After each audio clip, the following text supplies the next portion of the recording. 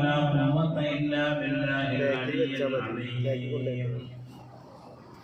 حسنت نفسي بالحي القيوم الذي لا يموت أبدا، ودفعت عني السوء بألف ألف لا حول ولا قوة إلا بالله العلي العظيم. أعوذ بالله من الشيطان الرجيم. بسم الله الرحمن الرحيم.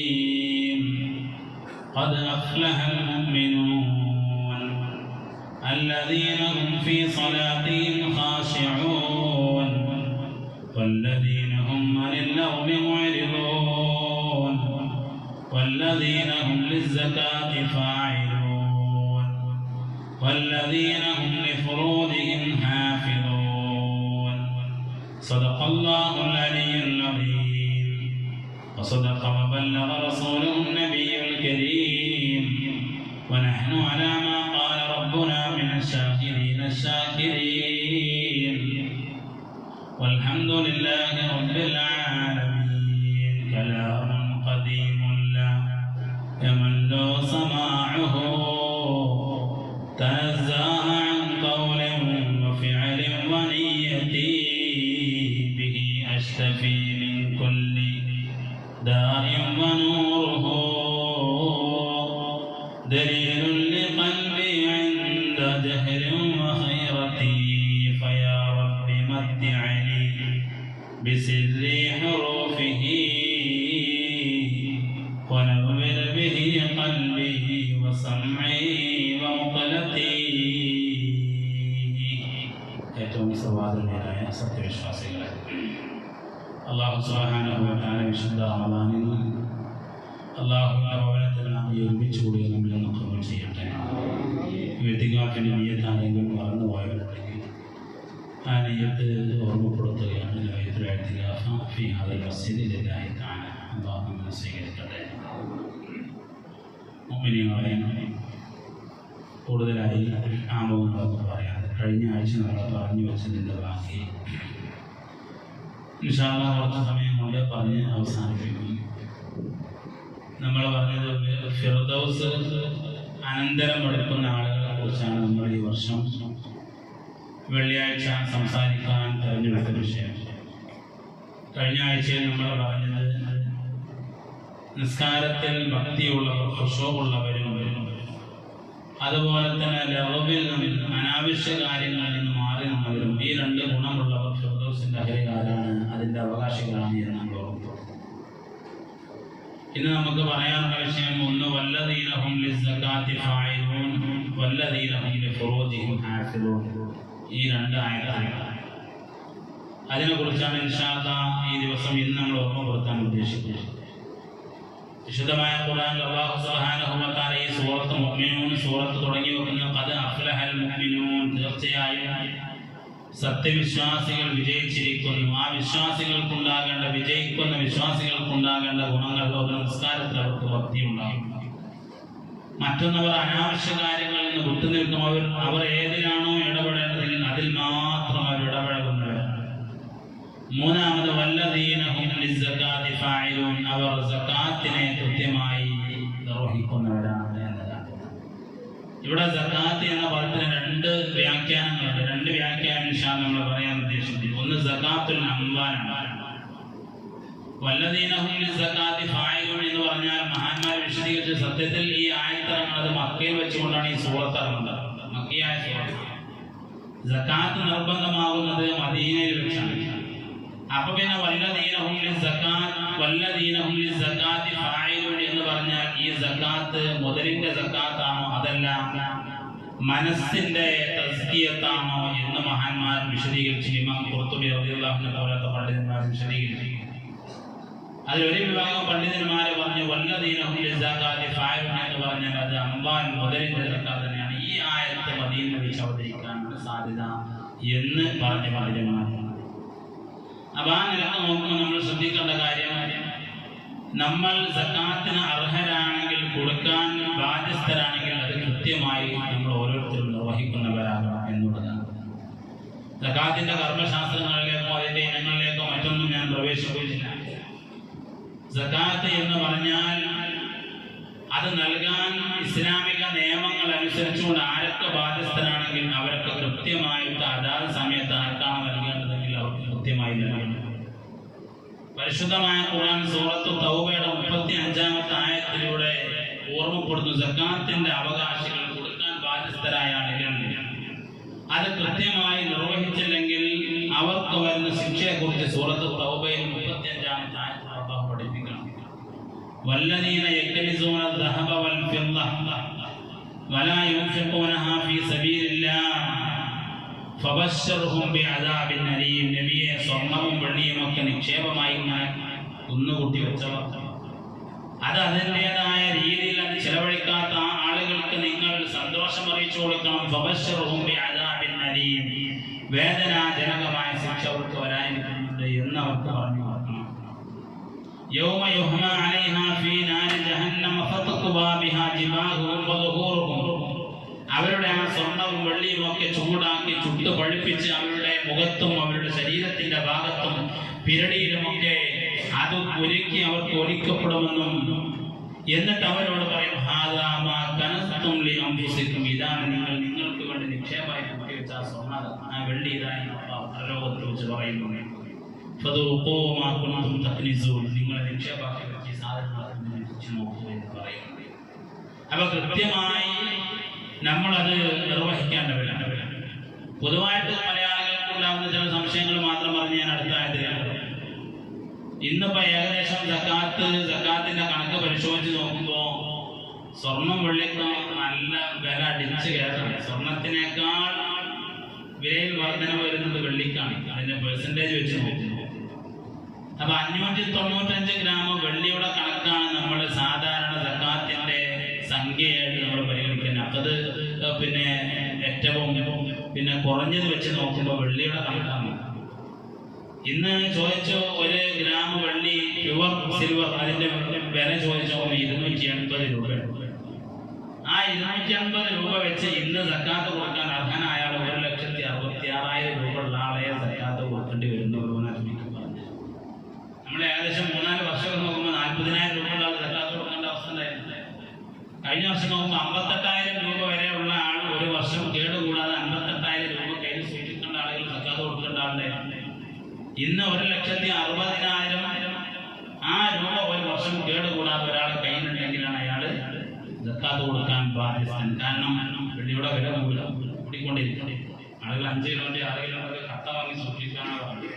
അത്രയും വെള്ളിക്ക് മൂല്യം കൂടിക്കൊണ്ടിരിക്കുകയാണ്. അപ്പൊ ഞാൻ പറഞ്ഞു വന്നത് അതാണ് സക്കാത്തിന്റെ ഒരു മിനിമം കണക്ക്.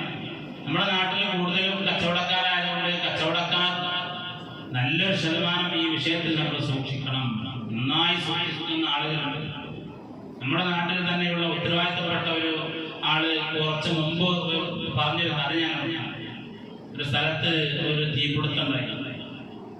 അങ്ങനെ ആ നഗരത്തിലുള്ള എല്ലാ കടകളും കത്തി നശിച്ചു. ആ തീ ഒരു കട മാത്രം അത് കത്തി നശിച്ചില്ലാണ്. അവര് അതിന്റെ കാരണം പറഞ്ഞ് ഞങ്ങൾ വിശ്വസിക്കുന്നത് ഞങ്ങൾ കൃത്യമായി കാൽക്കുലേഷൻ ചെയ്ത് ഞങ്ങൾ കടകളുടെ സക്കാത്തിൽ കൊടുക്കാറുണ്ട്.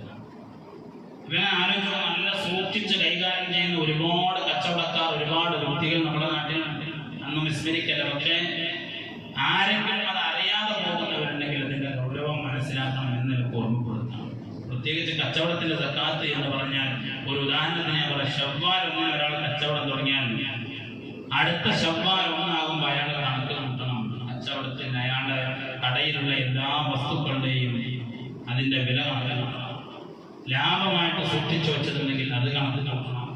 ലാഭമായിട്ട് കിട്ടാനുള്ളത് കിട്ടും എന്ന് ഉറപ്പുള്ളതാണെങ്കിൽ അതും കൂടെ കണക്ക് കൂട്ടിയിട്ട് ഞാൻ ഈ പറഞ്ഞ സംഖ്യ ഉണ്ടോ നോക്കണം. ഏകദേശം 60,000 രൂപ അയാൾക്ക് ആ സമയത്ത് ഈ വരുന്ന ഒരു ഉദാഹരണം പറഞ്ഞ ശവ്വാലുണ്ട്. അയാൾ കച്ചവടം തുടങ്ങിയോളം മുതൽക്ക് ഒരു വർഷം ആ സംഖ്യ അയാളുടെ കയ്യിലുണ്ടെങ്കിൽ കച്ചവടം ഒരു പക്ഷെ നഷ്ടത്തിലായിരിക്കും. എന്നാലും അയാൾ സക്കാത്ത് കൊടുക്കണം. കച്ചവടം എങ്ങനെ നഷ്ടത്തിലാവുക?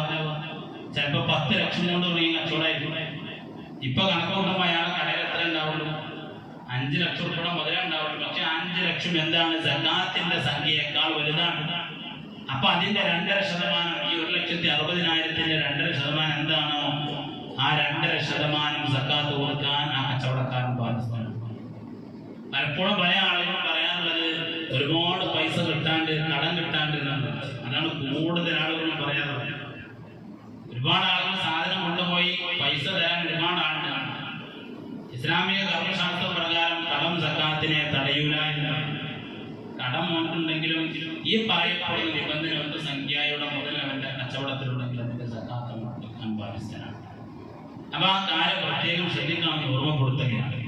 സക്കാത്ത് വല്ലദീനഹും ലിസ്സക്കാത്തി ഫായിലൂൻ, സക്കാത്ത് കൃത്യമായി നിർവഹിക്കുന്നവർ വിജയിച്ച വിശ്വാസികളാണ്. അവർ ഫിർദൗസിന്റെ അഹ്ലുകാരാണ്. മഹാനായ ഉമർ ഇബ്നുൽ ഖത്താബ് റളിയല്ലാഹു അൻഹുവിന്റെ കാലത്ത് നബി സല്ലല്ലാഹു അലൈഹി വസല്ലം തങ്ങൾ വർഷങ്ങൾക്ക് മുമ്പ് മഹാനായ മുആദ് ബിൻ ജബൽ റളിയല്ലാഹു അൻഹു യമനിലേക്ക് അയച്ചതാണ്. ഇവിടുത്തെ പ്രബോധനത്തിന് വേണ്ടി അയച്ചു. പറഞ്ഞേക്കുന്ന സമയത്ത് പറഞ്ഞു, മുആദേ യഹ്ദിയക്കല്ലാഹു ബിക റജുലൻ വാഹിദൻ ഖൈറുൻ ലക മിന ദുനിയ വമാ ഫീഹാ. നിങ്ങളെ കാരണം ഒരാൾക്ക് ഹിദായത്ത് യമനിൽ നിങ്ങൾക്ക് നൽകാൻ സാധിച്ചാൽ ദുനിയാവും അതിലുള്ളത് കിട്ടുന്നതിനേക്കാൾ നിങ്ങൾക്ക് ഏറ്റവും അനുഗ്രഹമാണ്. ഒരാളെ ഹിദായത്ത് സ്വീകരിക്കാനാണ്. ഇത് പറഞ്ഞ് യമനിലേക്ക് മുആദ് റളിയല്ലാഹു അൻഹുവിനെ അല്ലാഹുവിന്റെ റസൂൽ പറഞ്ഞയച്ചു. വർഷങ്ങൾ കഴിഞ്ഞു. പിന്നെ മഹാനായ ഉമർ ഇബ്നുൽ ഖത്താബ് റളിയല്ലാഹു അൻഹു ഖിലാഫത്ത് വന്നു, ഭരണകാലം. ആ ഭരണകാലത്ത് മഹാനായ മുആദ് ബിൻ ജബൽ റളിയല്ലാഹു അൻഹു യമനിലെ സക്കാത്തൊക്കെ പിരിച്ച് കളക്ഷൻ നടത്തി. ഒരു ഇമാമിന്റെ കീഴിലാണ്. അപ്പോൾ ഇമാമാണെന്ന് കളക്ഷൻ ചെയ്യാം. ഇസ്ലാമിക ഭരണകൂടത്തിന്റെ നിയമം അങ്ങനെയാണ്. ആ മുആദ് ബിൻ ജബൽ റളിയല്ലാഹു അൻഹു കളക്ഷൻ നടത്തി. ആ കളക്ഷൻ നടത്തി അതിന്റെ 1/3 ഉമർ റളിയല്ലാഹു അൻഹുവിലേക്ക് ഇങ്ങോട്ട് അയച്ചു. സക്കാത്തിന്റെ 1/3 അയച്ചു. ഞാൻ ആലോചിച്ചു, വല്ലാത്തൊരു അത്ഭുതം. അപ്പൊ സക്കാത്ത് കൃത്യമായി നടപ്പിലാക്കിയാൽ സമ്പൂർണമായ ദാരിദ്ര്യ നിർമ്മാർജ്ജനം ഏത് നാട്ടിലും സാധ്യമാണ്. നമ്മുടെ നാട്ടിലും സാധ്യമാണ്. കൃത്യമായി നിർവഹിച്ചാൽ 1/3 ഉമർ റളിയല്ലാഹു അൻഹു ഇങ്ങോട്ട് കൊടുത്തേക്കാണ്. കൊടുത്തയച്ചപ്പോൾ ഉമർ റളിയല്ലാഹു അൻഹു തിരിച്ച് കത്തെയ്ത് ദേഷ്യം വന്നു. സക്കാത്ത് പിരിച്ചെടുത്തത് എനിക്ക് തിരിച്ചയക്കാനല്ല പറഞ്ഞു, അവിടുത്തെ പാവപ്പെട്ട ആളുകൾക്ക് അത് വിതരണം ചെയ്യണം, സമ്പന്നരിൽ നിന്ന് ദരിദ്രർക്ക് വിതരണം ചെയ്യാനാണ് പറഞ്ഞത്. മഹാനായ മുആദ് ബിൻ ജബൽ റളിയല്ലാഹു അൻഹു പറഞ്ഞു, ഉമർ തങ്ങളെ, അത് വാങ്ങാൻ ആളുകളിൽ അവകാശികളില്ല. 1/3 ബാക്കിയാണ്. കൊടുത്തതിന് ശേഷം 1/3 ബാക്കിയാണ്. അവകാശികൾക്കല്ലേ കൊടുത്തിട്ടുള്ള, അവകാശികളില്ല. അടുത്ത വർഷത്തിൽ രണ്ടാമത്തെ വർഷം ഇതുപോലെ സക്കാത്ത് കളക്ഷൻ ചെയ്തു. പകുതിയും ഉമർ ഇബ്നുൽ ഖത്താബ് റളിയല്ലാഹു അൻഹു ബൈത്തുൽ മാലിലേക്ക് വീണ്ടും കത്തെയ്ത് ഉമർ ഇബ്നുൽ ഖത്താബ് തങ്ങൾ ഇതുപോലെ ശകാരിച്ചു. അവിടുത്തെ പാവപ്പെട്ട ദരിദ്രർക്ക് വിതരണം ചെയ്യാനുള്ള സക്കാത്ത് നിങ്ങൾ തിരിച്ചയക്കുന്നത് എന്തിനാ? മഹാനായ മുആദ് ബിൻ ജബൽ റളിയല്ലാഹു അൻഹു മറുപടി, പകുതി ആളുകളും സക്കാത്ത് വാങ്ങാൻ അർഹരല്ല, പാവപ്പെട്ട തസ്തികയിൽപ്പെട്ടവരല്ല. അവരൊക്കെ സക്കാത്ത് വാങ്ങിച്ച് അവർക്ക് സ്വയം പര്യാപ്തരായി തീർന്നിട്ടുണ്ട്. പകുതിയും കൊടുത്തയച്ചു. 3-ാം വർഷം എത്തിയപ്പോൾ സക്കാത്തിന്റെ മുതൽ മുഴുവൻ കളക്ട് ചെയ്ത് മുഴുവൻ പൈസയും മഹാനായ ഉമർ ഇബ്നുൽ ഖത്താബ് റളിയല്ലാഹു അൻഹു കൊടുത്തയച്ചിട്ട് പറഞ്ഞു, ഇനി യമനിൽ ഒരാൾ പോലും സക്കാത്ത് വാങ്ങാൻ അവകാശമില്ല. അപ്പൊ സക്കാത്ത് കൃത്യമായി നിർവഹണം നടന്നാൽ ഒരാളും പാവപ്പെട്ടവരുണ്ടാവില്ല. ഏകദേശം 2000 കണക്ക് വെച്ച് നോക്കുമ്പോൾ ലോകത്തിലെ ഏറ്റവും 3 സമ്പന്നര മുതൽ മാത്രം എടുത്താൽ 35 രാജ്യത്തെ പാവപ്പെട്ടവരെ സമ്പന്നരാണ്. 3 ആളെ മുതൽ സമ്പന്നരുള്ള ലോകത്തെ 200 രാജ്യങ്ങളിലെ സമ്പന്നരുടെ മുതലെടുത്താൽ 240 കോടി പാവപ്പെട്ടവരെ സമ്പന്നരാണ്. വലിയ കണക്കുകളാണ്. അപ്പൊ അത്രയും വലിയ കോടികൾ, ദശകോടിപതികൾ, വലിയ വലിയ കോടിപതികൾ, വലിയ വലിയ സംഖ്യയുള്ള മുതലാളിമാരാണ്. അപ്പൊ ദാരിദ്ര്യ നിർമ്മാർജ്ജനം ഇസ്ലാമിൽ സാധ്യമാണ്. സക്കാത്ത് അതിന്റെ അവകാശികൾക്ക് കൃത്യമായി നിർവഹണം നടന്നാൽ കുറച്ചു കാലം കൊണ്ട് വാങ്ങാനാണ്. സക്കാത്ത് നിർവഹിക്കുന്നവർ, അത് കൃത്യമായി വിതരണം ചെയ്യുന്നവർ ഫിർദൗസിന്റെ അവകാശം. രണ്ടാമത് ഈ സക്കാത്ത് എന്ന് പറഞ്ഞതിന്റെ അർത്ഥം അത് മനസ്സിനെ തസ്കിയത്ത് ചെയ്യലാണ്. മഹാന്മാർ പറഞ്ഞു, തസ്കിയത്തുൽ അൻഫുസി മിനദ് ദനസി വദ്ദുനൂബ്, അഴുക്കിൽ നിന്നും പാപത്തിൽ നിന്നും മനസ്സിനെ സംസ്കരിക്കുക. ഇതാണ് വല്ലദീന ഹും ലിസ്സക്കാത്തി ഫാഇലൂൻ പറഞ്ഞത്. മനസ്സിനെ പൂർണ്ണമായും വൃത്തിയാക്കുക, മനസ്സിനെ തസ്കിയത്ത് ചെയ്യുക. വിശുദ്ധമായ ഖുർആനിൽ ഒരു സൂറത്ത് കാണാം, 11 തവണ അല്ലാഹു സത്യം ചെയ്തു. 11 വസ്തുക്കളെ വെച്ചുകൊണ്ട് അല്ലാഹു സത്യം ചെയ്ത് പറഞ്ഞു, അത് അഫ്ലഹ മൻ സക്കാഹ വഖദ് ഖാബ മൻ ദസ്സാഹ. അതേ മനുഷ്യൻ മനസ്സിനെ സംസ്കരിച്ചാൽ അവനാണ് വിജയിച്ചവൻ. അത് അഫ്ലഹ തീർച്ചയായും വിജയിച്ചിരിക്കുന്നു. മൻ സക്കാഹ നഫ്സിനെ തസ്കിയത്ത് ചെയ്തവൻ. അതാണ് സക്കാത്തിന്റെ മറ്റൊരർത്ഥം. നമ്മുടെ മനസ്സിനെ മാലിന്യങ്ങളിൽ നിന്ന് ശുദ്ധീകരിക്കലാണ്. മഹാനായ നബി സല്ലല്ലാഹു അലൈഹി വസല്ലമ തങ്ങളുടെ എപ്പോഴുമുള്ള പ്രാർത്ഥന ഹദീസിന്റെ ഗ്രന്ഥങ്ങളിൽ കാണാം. അല്ലാഹുമ്മ ആതി നഫ്സി തഖ്വാഹാ വസക്കിഹാ അൻത ഖൈറു മൻ സക്കാഹാ അൻത വലിയുഹാ വമൗലാഹാ. അല്ലാഹുവിന്റെ റസൂൽ എപ്പോഴും ദുആ ചെയ്യുമ്പോൾ ദുആ ചെയ്യാറുണ്ട്, അല്ലാഹുവേ എന്റെ മനസ്സിനെ നീ സംസ്കരിക്കണേ. മഹാനായ നബി സല്ലല്ലാഹു അലൈഹി വസല്ലം ദുആ ചെയ്യാറുണ്ട്, നഫ്സിനെ തസ്കിയത്ത് നൽകണം അല്ലാഹ്. ഒരാളോടും വെറുപ്പില്ലാത്ത, വിദ്വേഷമില്ലാത്ത, കലർപ്പില്ലാത്ത നല്ല മനസ്സുണ്ടാകലാണ്. അങ്ങനത്തെ മനസ്സുള്ള ഉടമകൾക്കും നാളെ ഫിർദൗസുണ്ടെന്ന് വിശുദ്ധമായ ഖുർആൻ പഠിപ്പിക്കുകയാണ്. റസൂലുള്ളാഹിന്റെ തസ്കിയത്ത് ആലോചിച്ച് നോക്കി. മഹാനായ അഷ്റഫുൽ ഖൽഖ് റസൂലുള്ളാഹി സ്വല്ലല്ലാഹു അലൈഹി വസല്ലമ തങ്ങളുടെ അടുത്ത് ഒരാൾ വരികയാണ്. ആ മനുഷ്യൻ അല്ലാഹുവിന്റെ റസൂലിന്റെ അടുത്ത് വന്നു. ഇന്ന ഫതൻ ശാബൻ അത്തൻ നബിയ സ്വല്ലല്ലാഹു അലൈഹി വസല്ലം. അയാൾ ഒരു യുവാവാണ്, നല്ല ആരോഗ്യമുള്ള മനുഷ്യനാണ്. ആ മനുഷ്യൻ അല്ലാഹുവിന്റെ റസൂലിന്റെ അടുത്ത് വന്നിട്ട് പറഞ്ഞു, ഇദ്നി ബിസ്സിനാ, നബി തങ്ങളെ വ്യഭിചരിക്കാൻ എനിക്ക് സമ്മതം നൽകണം. അയാളുടെ താല്പര്യം അത് മാത്രമാണ്, നബിയെ വ്യഭിചരിക്കാനുള്ള സമ്മതം തരണം. ആ മനുഷ്യൻ പറഞ്ഞു, വ്യഭിചാരത്തിലേക്ക് എനിക്ക് അനുവാദം തരണം, ഇസ്ലാമിലെ പാപമാണെന്നറിയാൻ പക്ഷേ അങ്ങനെയുള്ള സമ്മതം വേണം. അല്ലാഹുവിന്റെ റസൂൽ സല്ലല്ലാഹു അലൈഹി വസല്ലം നിങ്ങൾ ആ മനുഷ്യനെ തസ്കിയത്ത് ചെയ്യുകയാണ്. അത്വഹിബ്ബുഹു ലിഉമ്മിക, നിന്റെ ഉമ്മയെ വ്യഭിചരിക്കാൻ നീ ഇഷ്ടപ്പെടുമോ മനുഷ്യ? ആദ്യം ആ മനുഷ്യനോട് അല്ലാഹുവിന്റെ റസൂൽ ചോദിച്ചത് അങ്ങനെയാണ്. 10 മാസം എന്ത് പ്രസവിച്ച മാതാവിനെ വ്യഭിചരിക്കാൻ നീ ഇഷ്ടപ്പെടുമോ? ആ മനുഷ്യൻ പറഞ്ഞു, ലാ വല്ലാഹി യാ റസൂലല്ലാഹ്, എന്റെ ഉമ്മയെയോ? മനുഷ്യൻ പറഞ്ഞു. രണ്ടാമത് നബി സല്ലല്ലാഹു അലൈഹി വസല്ലം പറഞ്ഞു, അഫതുഹിബ്ബുഹു ലിഇബ്നതിക, നിന്റെ മകളെ നീ വ്യഭിചരിക്കാൻ ഇഷ്ടപ്പെടുമോ? രണ്ടാമത് മോളെ വ്യഭിചരിക്കാനുള്ള മനസ്സ് നിനക്ക് വരുമോ, താല്പര്യം വരുമോ? ഉടനെ തന്നെ ആ മനുഷ്യൻ പറഞ്ഞു, ലാ വല്ലാഹി യാ റസൂലല്ലാഹ്, എന്റെ മകളെ വ്യഭിചരിക്കുക എനിക്ക് എന്റെ മനസ്സുകൊണ്ട് ഉൾക്കൊള്ളാൻ പോലും കഴിയുന്നില്ല.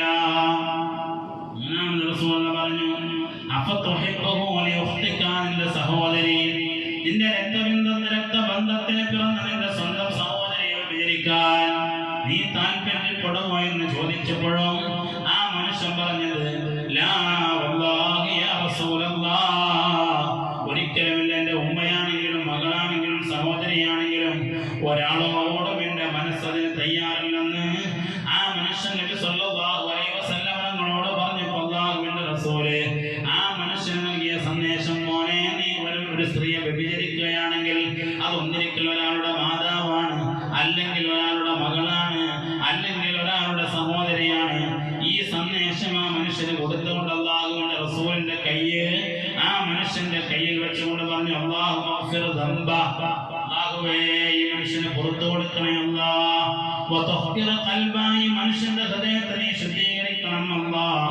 വഹ്സൻ ഫർജ, ഈ മനുഷ്യന്റെ ബുദ്ധിയാവയവത്തിന് നീ സുരക്ഷിതത്വം നൽകണം അല്ലാഹ്. ഇതങ്ങ് കേട്ടപ്പോഴേക്ക് സുബ്ഹാനല്ലാഹ് ചരിത്രത്തിൽ കാണാം, 2 കണ്ണൊലിച്ചുകൊണ്ട് ആ മനുഷ്യൻ യാത്ര പോവുകയാണ്, തിരിച്ചു പോവുകയാണ്. ഫലം യകുൻ ബഅദ ദാലിക്കൽ ഫതാ ലാ യൽതഫിദു ഇലാ ശൈ, പിന്നെ ആ മനുഷ്യൻ അങ്ങനെ ഒരു പ്രവർത്തനത്തിലേക്ക് തിരിഞ്ഞിട്ടില്ല. ചോദ്യമായി പിന്നീട് ഒരിക്കലും അല്ലാഹുവിന്റെ റസൂലിന്റെ മുന്നിലേക്ക് വന്നിട്ടില്ല. റസൂലുള്ളാഹിന്റെ തസ്കിയത്താണ്, റസൂൽ ഒരു മനുഷ്യനെ സംസ്കരിച്ചതാണ്. അതുകൊണ്ട് പ്രിയമുള്ള മുഅ്മിനീങ്ങളെ, തസ്കിയത്ത് എന്ന് പറയുന്നത് അതിവിശാലമായ ഒരു മേഖലയാണ്. ഞാൻ കൂടുതലായി അതിലേക്ക് കടക്കുന്നില്ല. നമ്മൾ ഓരോരുത്തരും മനസ്സിലാക്കേണ്ടത്, നമ്മുടെ മനസ്സിനെ സംസ്കരിക്കാൻ മഹാന്മാരെ 5 മരുന്നുകൾ നമുക്ക് പറഞ്ഞു തന്നിട്ടുണ്ട്. വദവാഉ ഖൽബിൻ ഖംസതുൻ ഫതിലാവതുൻ ബിതദബ്ബുരിൽ മാനാ വലിൽ ബത്നിൽ ഖലാ വഖിയാമു ലൈലിൻ വതളറഉ ബിസ്സഹർ വമുജാലസാതു സ്വാലിഹീനൽ ഫുളലാ. 5 മരുന്നുകൾ കഴിയുമെങ്കിൽ ആ മരുന്ന് നമ്മൾ ഉപയോഗപ്പെടുത്തി നമ്മുടെ മനസ്സിനെ നമ്മൾ അഴുക്കിൽ നിന്ന് വെറുപ്പിൽ നിന്ന് മാലിന്യങ്ങളിൽ നിന്ന് വിഭാടനം ചെയ്യണം. ഒന്നാമത് മഹാന്മാരെ പഠിപ്പിച്ചത്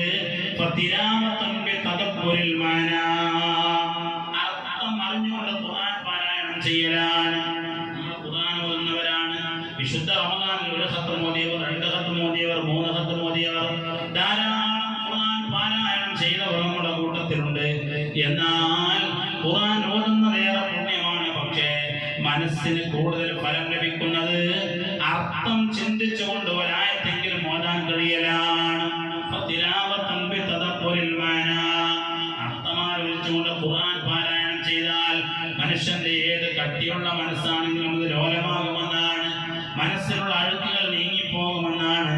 നിങ്ങൾ ആലോചിച്ച് നോക്കൂ, മഹാനായ സ്വഹാബിമാരുടെ ചരിത്രങ്ങളിൽ കാണാം. തബൂക്ക് യുദ്ധം നടക്കുന്ന സമയത്ത് അല്ലാഹുവിന്റെ റസൂൽ ഇതുപോലെ സ്വഹാബത്തിനെ പള്ളിയിൽ വിളിച്ചു വരുത്തുകയാണ്.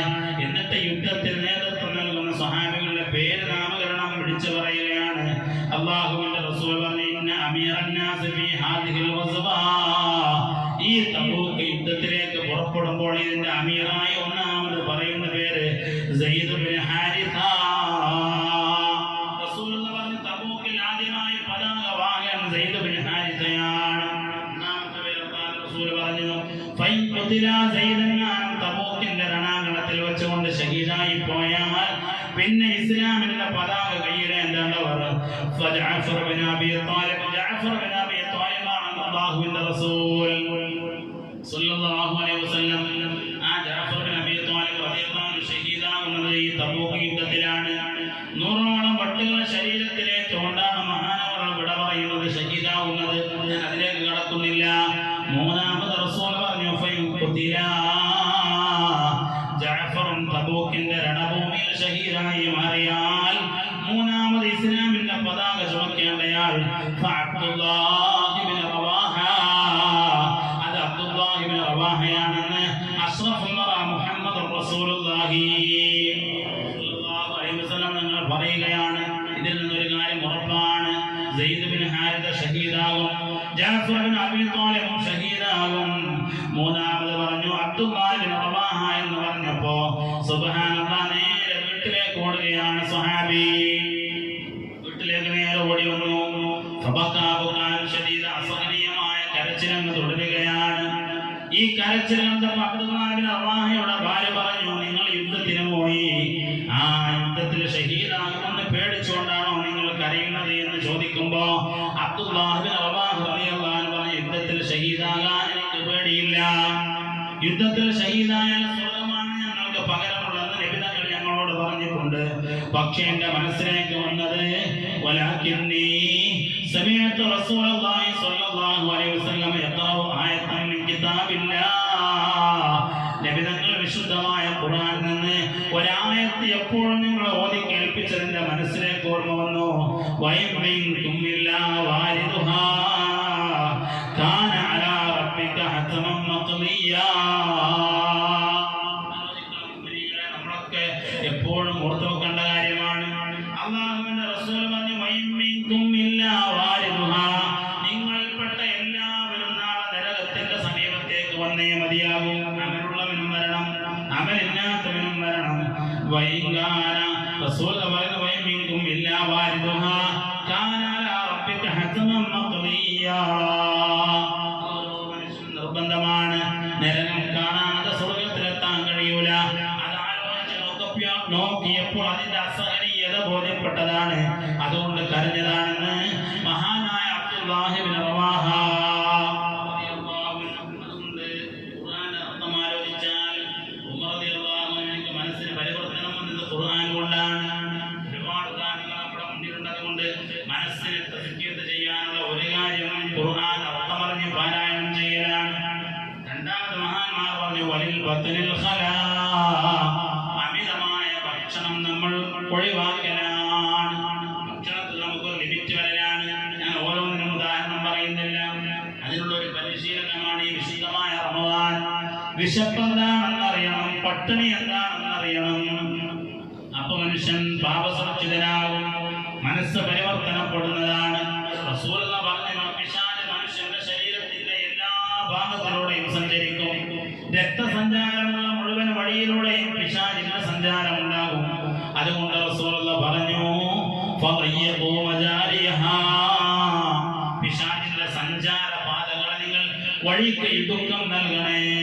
അതെങ്ങനെയാണ്? അതിശ് കൊണ്ട്, അതുപോലെ തന്നെ ചുവഴ കൊണ്ട്, വിശപ്പ് കൊണ്ടും ദാഹം കൊണ്ടും. അപ്പൊ പിശാചിന് ശരീരത്തിലൂടെ സഞ്ചരിക്കാൻ കഴിയൂല. അതുകൊണ്ട് തന്നെ ബത്നുൽ ഖലാ, വിദഗ്ധം ഭക്ഷണത്തിൽ പുലർത്തിയാൽ മനസ്സിന് മാറ്റം വരുമെന്ന് മഹാന്മാരെ പഠിപ്പിക്കുന്നു. പിന്നെയോ ഖിയാമുൽ ലൈൽ, രാത്രി നിസ്കാരമാണ്. എല്ലാവരും ഉറങ്ങിയ സമയത്ത് രാത്രി 2 റക്അത്ത് നിസ്കരിച്ചാൽ തഹജ്ജുദ് പതിവാക്കുന്ന മനുഷ്യർ അവരുടെ മനസ്സിന് സംരക്ഷണം നൽകുമെന്ന് തസ്കിയത്ത് ലഭിക്കുമെന്ന് മഹാന്മാരെ പഠിപ്പിക്കുന്നു. നാലാമതോ അത്താഴ സമയത്ത് ദുആയാണ്. ആരും കാണാനില്ലാത്ത നമുക്ക് ആളുകൾ ഉണ്ടാകുമ്പോഴുള്ള പോലെയല്ല, ആരുമില്ലാതെ തനിച്ചിരുന്നുകൊണ്ട് രാത്രി സമയത്തുള്ള പ്രാർത്ഥന. ആ പ്രാർത്ഥനയും മനുഷ്യന്റെ മനസ്സിന് മാറ്റം വരുമെന്നാണ്. അവസാനം 5ാമത്തെ മാർഗം മഹാന്മാർ പറഞ്ഞു സജ്ജനങ്ങളോടുള്ള സഹവാസം. എപ്പോഴും നല്ല ആളുകളെ കൂടുക, സ്വാലിഹീങ്ങളോട് ദുആ ചെയ്യാൻ വേണ്ടി പറയുക, സ്വാലിഹീങ്ങളുടെ സാന്നിധ്യത്തിൽ ചെന്നിരിക്കുക. അങ്ങനെ നല്ലവരോടുള്ള സഹവാസം, അതുകൊണ്ട് മനുഷ്യന്റെ മനസ്സിന് മാറ്റം വരുമെന്ന് മഹാന്മാരെ പഠിപ്പിക്കുകയാണ്. എല്ലാത്തിനും ധാരാളം അതിലേക്ക് കടക്കുന്നില്ല. അപ്പൊ വല്ലദീനഹും ലിസ്സകാത്തി ഫാഇലൂൻ, മനുഷ്യൻ സകാത്ത് നിർവഹിച്ചവൻ ഒരർത്ഥ പ്രകാരം, അല്ലെങ്കിൽ മനുഷ്യന്റെ മനസ്സിനെ തസ്കിയത്ത് ചെയ്തവൻ, അവൻ ഫിർദൗസിന്റെ അവകാശിയാണ്.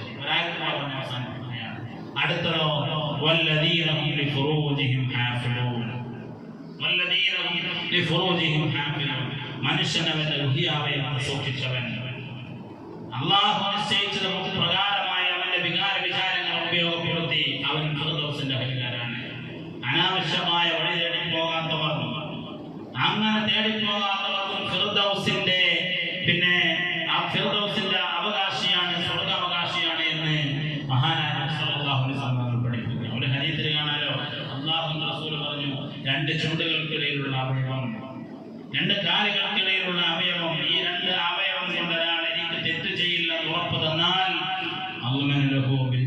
മനുഷ്യന് സ്വർഗം കൊണ്ട് ഞാൻ ജാമ്യം എടുക്കുമെന്ന് അഷ്റഫുൽ മുഹമ്മദ് റസൂലുള്ളാഹി സ്വല്ലല്ലാഹു അലൈഹി വസല്ലം.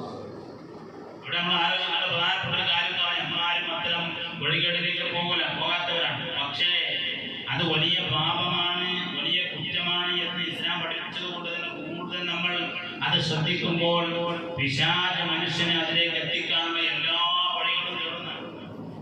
പിശാച് മനുഷ്യനെ അതിലേക്ക് എത്തിക്കാനുള്ള എല്ലാ വഴികളും വിശുദ്ധമായ ഖുർആനിൽ തന്നെ കാണാം.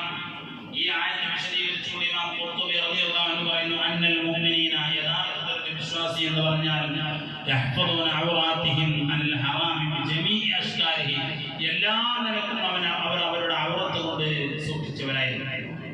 ഒരു നിലക്കും അവർ മറ്റു തെറ്റുകളിലേക്ക് പോകാത്തവരായിരുന്നു. പരിശുദ്ധമായ ഖുർആനിലെ മറ്റൊരു ആയത്തിൽ കാണാം, വദാകിരീനല്ലാഹ കസീറൻ വദാകിറാത്ത്,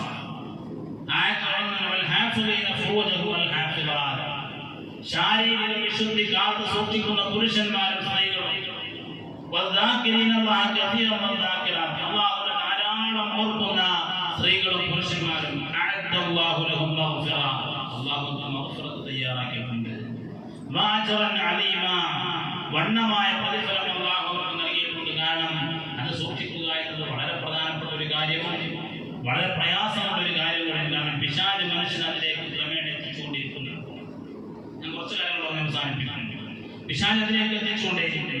മഹാനായ അബ്ദുല്ലാഹ് ബിൻ മസ്ഊദ് റളിയല്ലാഹു അൻഹു പറയുന്നു, ഇദാ ദഹറ സിന വൽറിബ, അല്ല മനസ്സിലാക്കുക, ഇദാ ദഹറ സിന വൽറിബ ഫിൽ ഖറിയ, ഫീ ഖറിയ, ഏതെങ്കിലും ഒരു നാട്ടിൽ പലിശയും വ്യഭിചാരവും പ്രത്യക്ഷപ്പെട്ടാൽ, ഒരു നാട്ടിൽ, ഒരു മഹലിൽ, ഒരു പ്രദേശത്ത് പലിശയുടെ ഉപയോഗം കൂടി, അതുപോലെ തന്നെ വ്യഭിചാരങ്ങൾ അധികരിച്ചു, അങ്ങനെ വന്നാൽ അല്ലാഹു ബിഹലാക്കി, ആ നാട് നശിപ്പിക്കാനുള്ള സമ്മതമാകുന്നു. ആ നാടിനെ പാടെ വിഭാവനം ചെയ്യാൻ, ആ നാടിൽ എന്തെങ്കിലും പ്രകൃതി ദുരന്തങ്ങൾ നൽകി ആ നാടിനെ നിർമ്മാർജ്ജനം ചെയ്യാൻ, നശിപ്പിക്കാൻ, ഹലാക്കാക്കാനുള്ള സമ്മതം അല്ലാഹു നൽകുമെന്ന് മഹാനായ അബ്ദുല്ലാഹ് ബിൻ മസ്ഊദ് റളിയല്ലാഹു അൻഹു പറയുകയാണ്.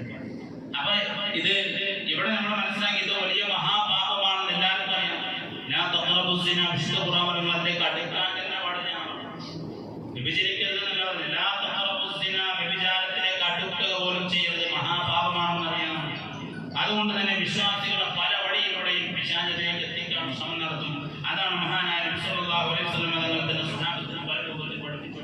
വിശുദ്ധ ഖുർആൻ പറഞ്ഞു. അതുകൊണ്ടാണ് ഖുർആൻ ഖുല്ലിൽ മുഅ്മിനീന യഗ്ദൂ മിൻ അബ്സാരിഹിം വയഹ്ഫദൂന ഫുറൂജഹും. മുഅ്മിനീങ്ങളോട് നബിയെ നിങ്ങൾ പറഞ്ഞു കൊടുക്കണം. എന്ത് പറഞ്ഞു കൊടുക്കണം? ആദ്യം യഗ്ദൂ മിൻ അബ്സാരിഹിം, അവരുടെ കണ്ണ് ചിമ്മാൻ ആദ്യം പറഞ്ഞു കൊടുക്കണം. എന്നിട്ടാണ് പറയുന്നത് വയഹ്ഫദൂ ഫുറൂജഹും, അവരുടെ ഗുഹ്യത്തെ സൂക്ഷിക്കാനും പറയുന്നത്. സത്യത്തിൽ ആദ്യം ഏതാ പറയുന്നത്? ഗുഹ്യാവയം സൂക്ഷിക്കാൻ പറഞ്ഞിട്ടാണ് കണ്ണിനെ കുറിച്ച് പറയേണ്ടത്. അതാണ് കൂടുതൽ അപകടം. പക്ഷേ ഖുർആൻ പറഞ്ഞു അവസാനിക്കും, നിങ്ങളുടെ കണ്ണ് ചിമ്മാൻ വിശ്വാസികളോട് നിങ്ങൾ പറഞ്ഞു കൊടുക്കണം. ആദ്യം എന്തുകൊണ്ട്? കണ്ണ് മനുഷ്യനെ പ്രേരിപ്പിക്കും. കണ്ണ് മനുഷ്യനെ പ്രേരിപ്പിക്കും. ആകർഷണീയതയിൽ ഭംഗിയിൽ മനുഷ്യനെ കൂടുതലും അത്തരം വഴികളിലേക്ക് എത്തിക്കുന്നത് കണ്ണാണ്. കണ്ണായിരിക്കും അവയവം. അതുകൊണ്ടാണ് മഹാനായ നബി സല്ലല്ലാഹു അലൈഹി വസല്ലം തങ്ങൾ പറഞ്ഞു, അബീ ഹുറൈറ റളിയല്ലാഹു അൻഹു അന്ന നബിയ സല്ലല്ലാഹു അലൈഹി വസല്ലം ഖാല ഇന്നല്ലാഹ കതബ ലബനി ആദമ ഹദ്ദഹു മിനസ് സിനാ. ഏത് മനുഷ്യനാണെങ്കിലും ആ മനുഷ്യൻ വ്യഭിചാരത്തിന്റെ ഓഹരി എത്തിപ്പെടുന്ന കാലം വരും. റസൂൽ പറയാണ്, ഏത് മനുഷ്യൻ ഇബ്നാദ് എല്ലാവരും പെട്ടു, ആ മനുഷ്യനൊക്കെ വ്യഭിചാരത്തിന്റെ വിഹിതം വരുന്ന കാലം വരും. എന്നിട്ട് റസൂൽ പറയുന്നു ലാ മഹാല, അതിന് സംശയമില്ല. റസൂൽ പറഞ്ഞു ഒന്നാമത്തത് ഫസിനൽ ഐനൈനി അന്നദറു, കണ്ണിന്റെ വ്യഭിചാരം നോട്ടമാണ്. അല്ലാഹു നമ്മളെ രക്ഷിക്കട്ടെ. കണ്ണിന്റെ വ്യഭിചാരം കാഴ്ചയാണ്, നോട്ടമാണ്. രണ്ടാമത്തെ റസൂൽ പറഞ്ഞു സിനൽ ലിസാനി അന്നുതുമു, നാവിന്റെ വ്യഭിചാരം അത്തരം വിഷയങ്ങൾ സംസാരിക്കലാണ്. കയ്യിന്റെ വ്യഭിചാരം അത്തരം കാര്യങ്ങൾ കൈ ഉപയോഗപ്പെടുത്തലാണ്. കാലിന്റെ വ്യഭിചാരം അത്തരം വിഷയത്തിലേക്ക് നടന്നു പോകലാണ്.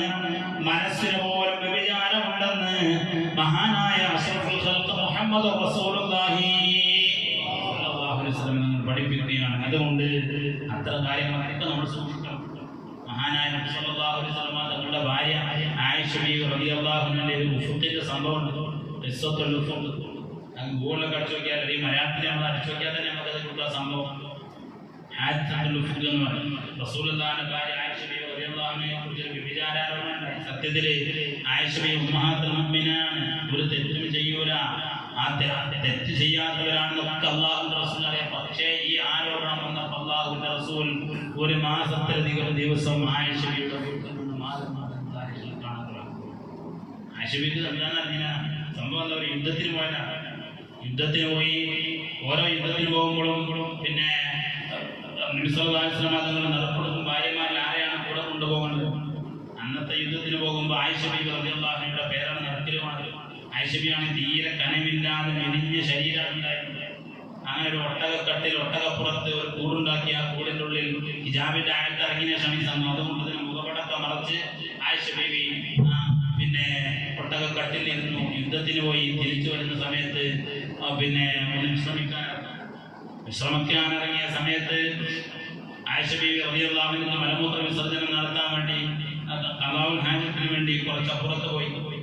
തിരിച്ചു വന്ന് നോക്കുമ്പോൾ കൂടെ കാരണം ആയിഷ ബീവിയുടെ ഈ കട്ടില് ഒട്ടകപ്പുറത്തേക്ക് വെക്കുന്ന ആള് ആയിഷ ബീവി കാണില്ല, കൂടെ അങ്ങോട്ട് ഒട്ടകപ്പുറത്ത് വെച്ചു. ആയിഷ ബീവി അതിന്റെ ഉള്ളിലുണ്ട് എന്നാണ് കരുതിയത്.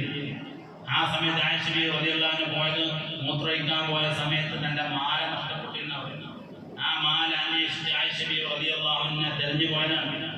ആ സമയത്ത് സ്വഹാബത്തും നബി സല്ലല്ലാഹു അലൈഹി വസല്ലം എല്ലാവരും മദീനയിലേക്ക് യാത്ര പോയി. മദീനയിലെത്തി നോക്കിയ സമയത്ത് ആയിഷ ബീവിയെ കാണാൻ, എല്ലാവരും മദീനയിലെത്തി ആയിഷ ബീവിയെ കാണാനാണ്. ആ കിട്ടിയ തക്കം നോക്കി മുനാഫിഖീങ്ങളുടെ അന്നത്തെ റൗസുൽ മുനാഫിഖീൻ എന്നറിയപ്പെടുന്ന അബ്ദുല്ലാഹി ഇബ്നു ഉബൈ ഇബ്നു സലൂൽ പറഞ്ഞു, ആയിഷാക്ക് സഫ്വാനോട് റളിയല്ലാഹു അൻഹു. സഫ്വാൻ എന്ന് പറഞ്ഞാൽ റസൂലുള്ളാഹിന്റെ സൈന്യത്തിന്റെ ഏറ്റവും പിന്നിൽ നിൽക്കുന്ന ആളാണ്. ഒരു യാത്രാ സംഘം പോയാൽ കുറെ കഴിഞ്ഞിട്ടാണ് സഫ്വാൻ റളിയല്ലാഹു അൻഹു. കാരണം എന്താ വെച്ചാൽ ആ യാത്രാ സംഘത്തിന് എന്തെങ്കിലുമൊക്കെ വസ്തുക്കൾ നഷ്ടപ്പെട്ടാൽ അതൊക്കെ ശേഖരിച്ചാണ് മദീനയിൽ സഫ്വാൻ റളിയല്ലാഹു അൻഹു സഫ്വാനോട് എന്തോ ബന്ധമുണ്ടെന്ന് പറഞ്ഞു പ്രചരിപ്പിച്ചു. വിധങ്ങൾക്ക് വല്ലാത്ത വിഷമായി. മനസ്സിന് വല്ലാത്ത വേദന. നോക്കുമ്പോൾ പിന്നീട് വന്നിറങ്ങുന്ന രണ്ടുപേരും ഒരുമിച്ച. കാരണം സഫ്വാൻ റളിയല്ലാഹു അൻഹു വരുന്ന വഴിയിൽ ഒരു ഹിജാബിട്ട ഒരു പിന്നെ മെലിഞ്ഞൊട്ടിയ ശരീരമുള്ള ഒരു സ്ത്രീ വിശ്രമിക്കുന്നതും. കാരണം ആയിഷ ബീവി ക്ഷീണിച്ചുകൊണ്ട് ആയിഷ റളിയല്ലാഹു അൻഹ പിന്നെ കിടന്നുറങ്ങണം. ആ സമയത്താണ് സഫ്വാൻ റളിയല്ലാഹു അൻഹു വരുന്നതും. സഫ്വാൻ റളിയല്ലാഹു അൻഹു ആയിഷ മനസ്സിലായി. കാരണം ഹിജാബിന്റെ ആയത്തിറങ്ങുന്നതിന് മുമ്പ് ആയിഷ കണ്ട് പരിചയമുള്ളതാണ്.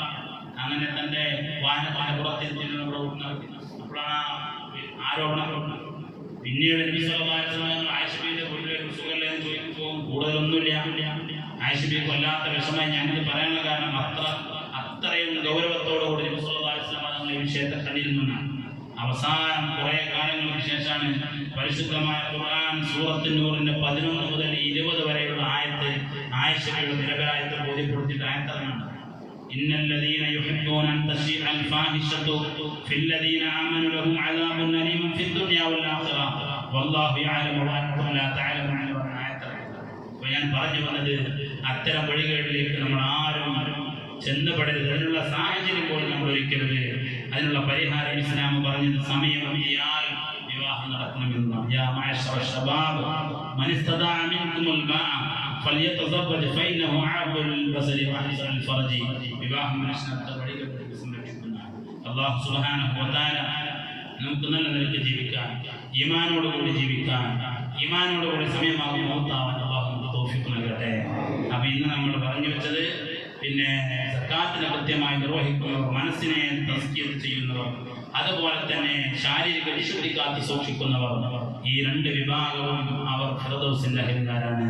അല്ലാഹു സുബ്ഹാനഹു വ തആല ആ കൂട്ടത്തിൽ ഉൾപ്പെടാൻ നമുക്ക് തൗഫീഖ് നൽകി അനുഗ്രഹിക്കട്ടെ എന്ന് ദുആ ചെയ്തുകൊണ്ട് ഇൻഷാ അല്ലാഹ് ചെറിയൊരു പ്രാർത്ഥന നടത്തുകയാണ്. അല്ലാഹു സുബ്ഹാനഹു വ തആല നമുക്ക് പിന്നെ ഈ വിശുദ്ധ റമദാൻ അനുകൂലമായി സാക്ഷി നിൽക്കുന്ന സജ്ജനങ്ങൾ നമ്മളെ ഉൾപ്പെടുത്തി തരട്ടെ. അൽ ഫാത്തിഹ. അഊദു ബില്ലാഹി മിനശ് ശൈത്വാനിർ റജീം. ബിസ്മില്ലാഹിർ റഹ്മാനിർ റഹീം. അൽഹംദുലില്ലാഹി റബ്ബിൽ ആലമീൻ അർറഹ്മാനിർ റഹീം മാലികി യൗമിദ്ദീൻ. ഇയ്യാക നഅ്ബുദു വ ഇയ്യാക നസ്തഈൻ. ഇഹ്ദിനസ് സിറാത്തൽ മുസ്തഖീം സിറാത്തൽ ലദീന അൻഅംത അലൈഹിം ഗൈറിൽ മഗ്ദൂബി അലൈഹിം വലദ്ദാല്ലീൻ. ആമീൻ. ബിസ്മില്ലാഹിർ റഹ്മാനിർ റഹീം. ഖുൽ ഹുവല്ലാഹു അഹദ് അല്ലാഹു സമദ് ലം യലിദ് വലം യൂലദ് വലം യകുൽ ലഹു കുഫുവൻ അഹദ്. ബിസ്മില്ലാഹിർ റഹ്മാനിർ റഹീം. ഖുൽ ഹുവല്ലാഹു അഹദ് അല്ലാഹു സമദ് ലം യലിദ് വലം യൂലദ് വലം യകുൽ ലഹു കുഫുവൻ അഹദ്. ബിസ്മില്ലാഹിർ റഹ്മാനിർ റഹീം. ഖുൽ ഹുവല്ലാഹു അഹദ് അല്ലാഹു സമദ് ലം യലിദ് വലം യൂലദ് വലം യകുൽ ലഹു കുഫുവൻ അഹദ്. ബിസ്മില്ലാഹിർ റഹ്മാനിർ റഹീം. ഖുൽ അഊദു ബിറബ്ബിൽ ഫലഖ് മിൻ ശർരി മാ ഖലഖ വമിൻ ശർരി ഗാസിഖിൻ ഇദാ വഖബ ومن شر النفاثات في العقد ومن شر حاسد إذا حسد. بسم الله الرحمن الرحيم. قل أعوذ برب الناس ملك الناس إله الناس من شر الوسواس الخناس الذي يوسوس في صدور الناس من الجنة والناس. الحمد لله الحمد لله الحمد لله رب العالمين. عليه وافي نعمه ويكافئ مزيدا.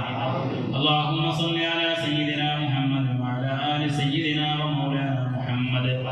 أرحم الراحمين يا الملك الجبار يا രാജാതിരാജനായ തമ്പുരാനെ ഞങ്ങളെ ഒരുമിച്ചുകൂടൽ സ്വീകരിക്കണേ അല്ലാഹുവേ. പരിശുദ്ധമായ വെള്ളിയാഴ്ച ദിവസത്തിൽ ഉദോടെ നിന്റെ പള്ളിയിൽ ജുമാ കഴിഞ്ഞുള്ള ഞങ്ങളുടെ ഇരുത്തം നീ സ്വീകരിക്കണേ അല്ലാഹുവേ. ഇതുപോലെ നാളെ നിന്റെ ജന്നാത്തുൽ ഫിർദൗസിൽ ഞങ്ങൾക്ക് ഒരുമിച്ച് കൂടാൻ ഭാഗ്യം നൽകണേ റഹ്മാനെ. അതിൽ ഞങ്ങളുടെ ഈ ഇരുത്തവും ഈ മജ്‌ലിസും നീ സബബാക്കി തരണേ റഹ്മാനെ. അല്ലാഹുവേ, ഈ വിശുദ്ധമായ റമദാൻ അനുകൂലമായി സാക്ഷി നിൽക്കുന്ന സജ്ജനങ്ങൾ ഞങ്ങൾ ഉൾപ്പെടുത്തണേ അല്ലാഹ്. ഞങ്ങളുടെ മാതാപിതാക്കൾ, ഭാര്യ, സന്താനം കൊണ്ട് വസിയത്ത് ചെയ്ത മുഴുവൻ ആളുകളെയും നീ ഉൾപ്പെടുത്തണേ റഹ്മാനെ. അല്ലാഹുവേ, ഒരുപാട് ആളുകൾ വിവിധ ഉദ്ദേശങ്ങൾ പറഞ്ഞ് ദുആ ചെയ്യാൻ വേണ്ടി പറഞ്ഞവരുണ്ട് റബ്ബേ. എല്ലാം നിനക്കറിയാം, അവരുടെ ഉദ്ദേശങ്ങളൊക്കെ നിറവേറ്റി കൊടുക്കണേ അല്ലാഹുവേ. അവരുടെയും ഞങ്ങളുടെയും മനസ്സിലുള്ള എല്ലാ ഹലാലും ഖൈറുമായ ഉദ്ദേശങ്ങളും നിറവേറ്റി തരണേ റഹ്മാനെ. അല്ലാഹുവേ, വിശുദ്ധമായ റമദാൻ ഒരുപാട് പ്രതീക്ഷ വെച്ചുകൊണ്ടാണ് പലരും ദുആ ചെയ്യുന്നത്, സ്വതക്ക ചെയ്യുന്നത്, എല്ലാം നീ കബൂലാക്കണേ അല്ലാഹ്. റമദാൻ ഞങ്ങൾ നിർവഹിക്കുന്ന എല്ലാ അമലുകൾക്കും നീ അർഹമായ പ്രതിഫലം നൽകണേ അല്ലാഹ്. പള്ളിയിൽ നോമ്പ് നൽകുന്നവർ, കാവ നൽകുന്നവർ, വെള്ളം നൽകുന്നവർ, ഉസ്താദുമാർക്ക് ഭക്ഷണം നൽകുന്നവർ, അതുപോലെ തന്നെ ദർസിനെയും പള്ളിയെയും അല്ലാഹുവേ വേണ്ടപ്പെട്ട എല്ലാ പദ്ധതികളെയും സഹായിച്ചവർ, സഹകരിച്ചവർ എല്ലാവർക്കും നീ അർഹമായ പ്രതിഫലം നൽകണേ അല്ലാഹ്. അല്ലാഹുവേ, വിശുദ്ധമായ റമദാന്റെ ബറക്കത്ത് കൊണ്ട് ഇരട്ടി പ്രതിഫലം നൽകണേ അല്ലാഹ്. നീ വാഗ്ദാനം ചെയ്ത റയ്യാൻ എന്ന് പറയുന്ന കവാടത്തിലൂടെ സ്വർഗ്ഗത്തിൽ എത്തിപ്പെടാൻ ഞങ്ങൾക്ക് നീ ഭാഗ്യം നൽകണേ റഹ്മാനെ. അല്ലാഹുവേ, ഞങ്ങൾക്ക് നീ തൗഫീഖ് നൽകണേ റഹ്മാനെ. അല്ലാഹുവേ, ഞങ്ങളുടെ പദ്ധതിയിലേക്ക് പലരും വലിയ വലിയ സംഭാവനകൾ സ്വീകരിക്കണേ അല്ലാഹ്. അതൊക്കെ നൽകുമ്പോൾ റബ്ബേ ഒരുപാട് മുറാദുകൾ അവരുടെ മനസ്സിലുണ്ട്, എല്ലാം നീ സാധിപ്പിച്ചു കൊടുക്കണേ റഹ്മാനെ. ദ്വാബറക്കത്തോണ്ട് മജ്ലിസിന്റെ ബറക്കത്തോണ്ട് അതൊക്കെ നീ സാധിപ്പിച്ചു കൊടുക്കണേ അല്ലാഹ്. എന്താണ് അവരുടെ മുറാദ് എന്ന് നിനക്കറിയാമല്ലോ അല്ലാഹ്. അതൊക്കെ നീ സാധിപ്പിക്കണേ അല്ലാഹ്. അതൊക്കെ നീ സാധിപ്പിച്ചു കൊടുക്കണേ റഹ്മാനെ.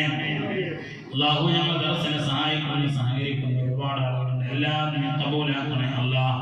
പടച്ചവനെ ഒരു വർഷത്തിൽ ഒരു ചാക്ക് അരി നൽകാമെന്ന് ഒരുപാട് ആളുകൾ വാഗ്ദാനം ചെയ്തിട്ടുണ്ട്, ഇനിയും നൽകാമെന്ന് ഏറ്റിട്ടുണ്ട്.